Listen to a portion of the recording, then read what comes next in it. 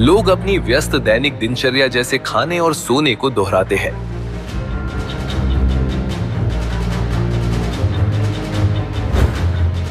वे धन, सम्मान और शक्ति प्राप्त करने के लिए और जीविका चलाने के लिए जीवन भर कड़ी मेहनत करते हैं।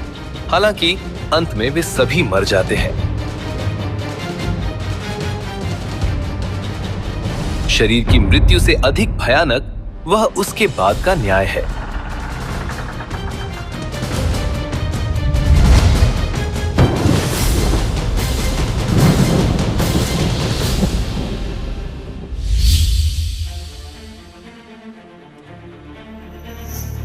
और जैसे मनुष्य के लिए एक बार मरना और उसके बाद न्याय का होना नियुक्त है,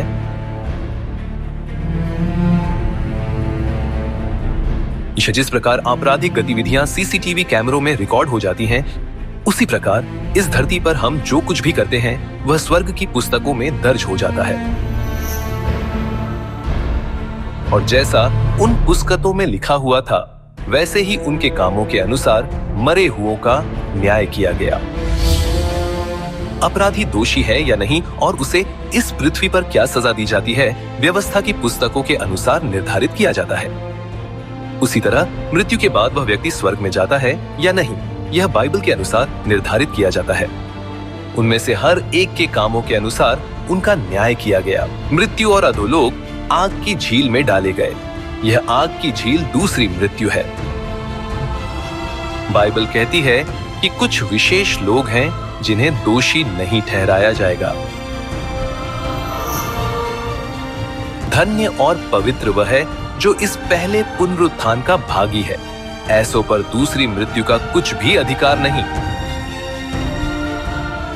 पहले पुनरुत्थान में भाग लेने के लिए हमें क्या करना चाहिए ताकि हम नरक की आग की झील में न्याय और दंड से बच सके? बाइबल में परमेश्वर ने हमें स्पष्ट रूप से दिखाया कि पहले पुनरुत्थान में कैसे भाग ले सकते हैं। जो मेरा मांस खाता और मेरा लहू पीता है, अनंत जीवन उसी का है और मैं उसे अंतिम दिन फिर जिला उठाऊंगा। पहले पुनरुत्थान में भाग लेने के लिए हमें यीशु का मांस खाना और उनका लहू पीना चाहिए। तब हम कैसे यीशु का मांस खा सकते और उनका लहू पी सकते हैं? लो और खाओ, यह मेरी देह है।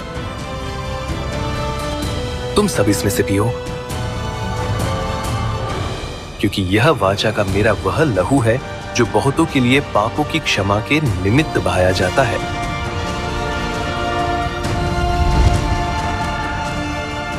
नई वाचा का फसह मनाने के द्वारा हम यीशु का मांस खाते और उनका लहू पीते हैं और अपने सभी पापों की क्षमा प्राप्त करते हैं। चूंकि हमें हमारे पापों के लिए क्षमा किया गया, इसलिए हम पहले पुनरुत्थान में भाग लेने में सक्षम हैं। वे सभी सांसारिक चीजें जिन्हें लोग सबसे ज्यादा महत्व देते हैं, वे सब मृत्यु के बाद परमेश्वर के न्याय के सिंहासन के सामने व्यर्थ हैं। हालांकि नई वाचा के फसह को मनाकर पहले पुनरुत्थान में भाग लेना महत्वपूर्ण है, जिसे यीशु ने अपने मांस और लहू के द्वारा स्थापित किया।